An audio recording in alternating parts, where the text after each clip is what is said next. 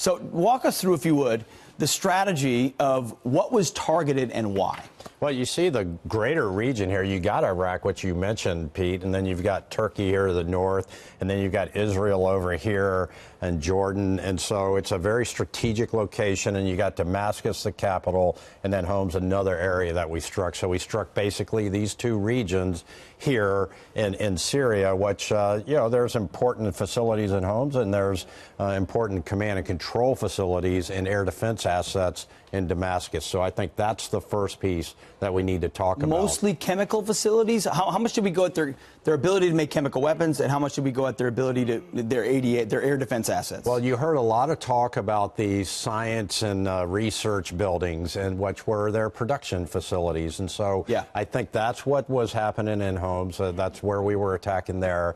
In Damascus, you can imagine all of the surface-to-air missiles that the Russians have given them. Very sophisticated. The SA-2 that can go 80,000 feet in the sky. Our B-1 and B-2 bombers fly at 40, 50,000 feet. So these brave pilots were not without risk last night as they were flying around. And so the first salvo that you saw come in, and we'll talk in a minute about all the assets we have, but what you saw is that these Tomahawk cruise missiles were targeting the air defense assets, right? And so because they're unmanned and they can get in there, and if they get shot down, which, we heard a few were, but we don't know if that's true or not, right?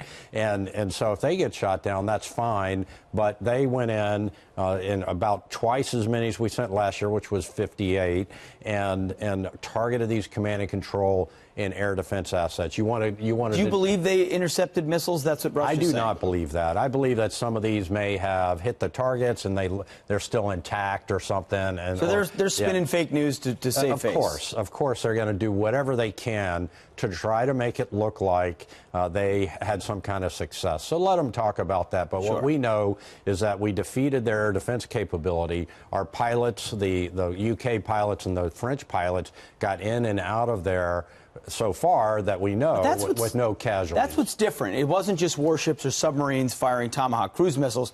We're talking about Air Force pilots and B-1 bombers flying over airspace that is contested. That's correct. This was a combat operation with human beings flying aircraft, command and controlled from ships and from airspace coordination centers in different parts of the region, down in Kuwait and other areas. So, absolutely. Yeah.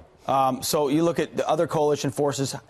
I got to believe this was largely American-led. How much support did we actually get from our allies? Well, you heard about the British Tornadoes taking off, and you heard about the French aircraft involved in there. I think it was more than symbolic. And I think France and UK cowboyed up here, and of all the NATO nations, they're typically the ones, plus Canada, that are contributory. Everybody else is there for the cocktail circuit, but mostly the UK, the French, and the Canadians have been helpers here. So. All right, so major Russian bases. This is what we know it's actually all about. They're propping up Assad.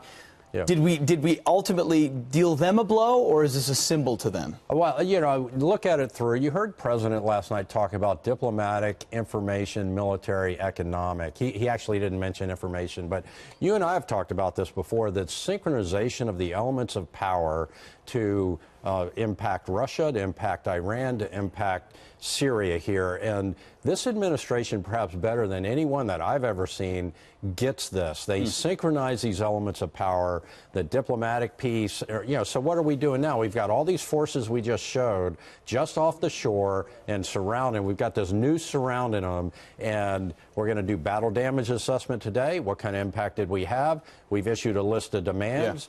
And we're either going to go back at it again, or they're going to agree to our demands. You mentioned informational. I'd say his Twitter account is a single tweet aspect. Got the Russian Navy into the med, Pete.